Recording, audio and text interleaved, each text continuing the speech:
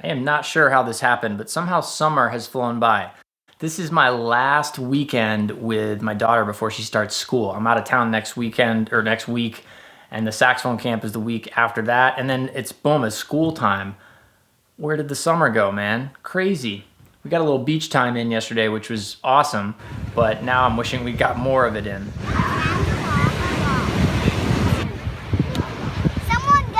He's not going anywhere. Sticks and rock and sand. Look, I buried all of these rocks.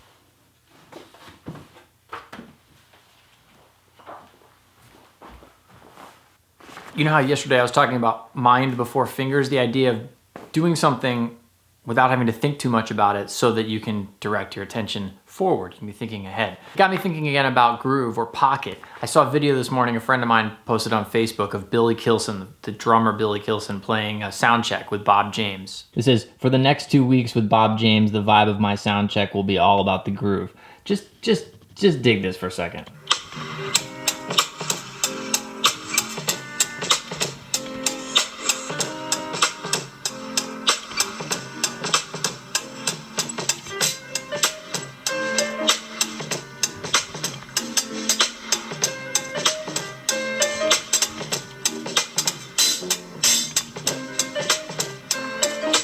What?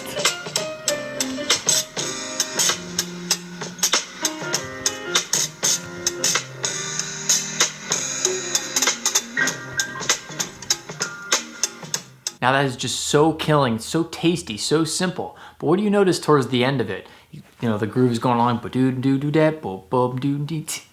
the way he hits that melody. While he's playing the pocket part, while he's just holding it down, he has to be able to think ahead and know that that thing is coming. Now, I don't know much about it. Maybe that's the melody, maybe it's not, but whatever. He's either intuiting that that's what Bob James might play, probably it's the melody and I just don't know the song, but either way, that idea of being able to think ahead, where's this phrase gonna come to an end, what am I gonna do with it? We don't tend to think that way as saxophonists as much. We get so consumed with the bottom to top, the staff, right? Well, think about this for a second. Staff paper, when you see music on staff paper, are the lines between each note and space, are they ever different? No, they're symmetrical, always. They're always the same size. It would be really weird if we were trying to read music and they got all wavy gravy. And yet that's what we do with time. We treat it in a, well, we give it no respect as generally as saxophonists or single line players. I was talking with a guy at a party earlier and he said when he was younger and studying guitar, he was part of a kids orchestra where they make you play a drum for a year before they let you play an instrument. What an amazing thing. When the kids all get together in that orchestra and play, they've already spent a year or maybe more playing a drum, spending time thinking about rhythm.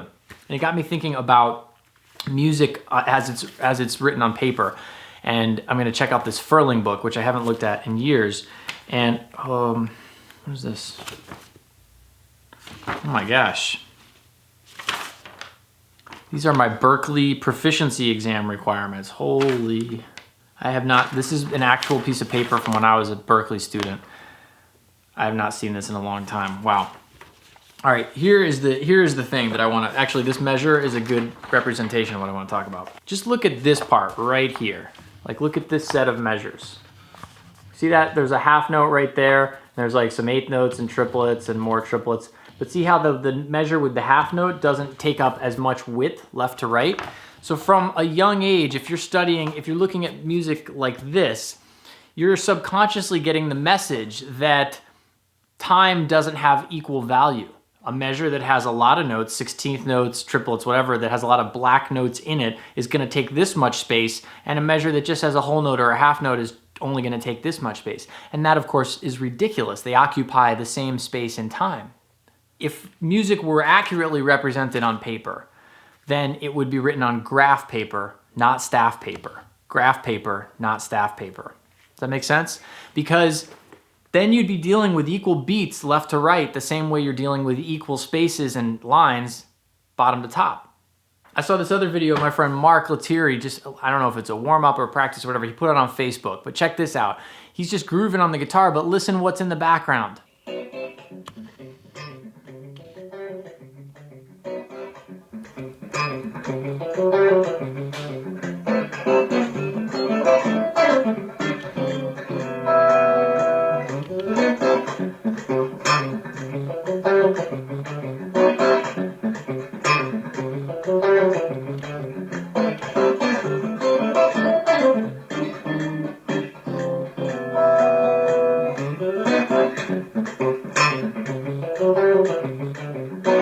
metronome, just a click. Now that click can be static and annoying, or it can be groovy. He makes it groovy by how he's playing with it and how he's playing it against it. I just think it's really important, and it's extremely underrepresented in music education in general. Jazz in particular, I don't know, it's like time, man. The time needs to be happening. If your time feel is popping, people respond to that, right? We don't all know how to play a saxophone, but everybody has a heartbeat, and a heartbeat is nothing more than a pulse, right? If your heart beats erratically, you go see the doctor. But when you're playing the saxophone, if you're playing erratically, you think, oh, it's fine, no problem. What? Anyway, try to stay in the pocket. That's all I'm saying.